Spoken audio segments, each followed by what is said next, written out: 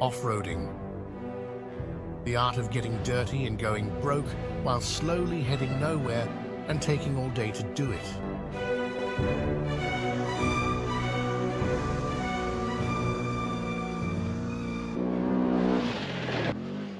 Tervetuloa Vauhtivarikon kytkinvideoiden pariin.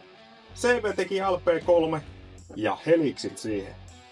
Vakio heliksi LP3 on yleensä suora nelivitonen. Eli suora nelivitonen tarkoittaa, että tämä kulma on suora 45 asteinen. Tarkoittaa sitä, että kun heitetään se paikalleen tänne, niin meidän ylöspäin ja alaspäin vaihto on koko ajan täysin vakio, suoraan 45 astetta vasten, joten siinä on koko matkalta täysin sama avautumisnopeus ja laskunopeus. Jousella tietysti on merkitystä asiaan, mutta seuraavassa videosta siihen.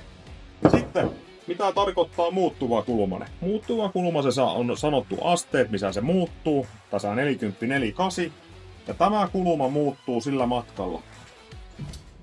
Ja nyt kun laitetaan se tänne, niin me nähdään, että pienissä nopeuksissa niin avautuminen on hitaampaa, jolloin ylöspäin vaihto on hidas. On vähän sama kuin manuaalissa huuattaisi pikkasen kauemmin ykkösellä ja kakkosella, joten saadaan renkaat pyöriä voimaa sinne. Vauhti nousee, niin liike muuttuukin nopeammaksi, jolloin kiihtyminen on nopeampaa tuolla ja alaspäin vaihto on nopeampaa, joten se muuttuu se kulma. Tiedolla ja taidolla tehdään oikeat kulmat näihin. Laajempi käyttöalue toimii moneensa hyvin. Suorakulma on hyvä joissakin asioissa, mutta muuttuva kulmane on monessa muussa paljon parempi ja yleensä oikea valinta sekalaiseen ajoon.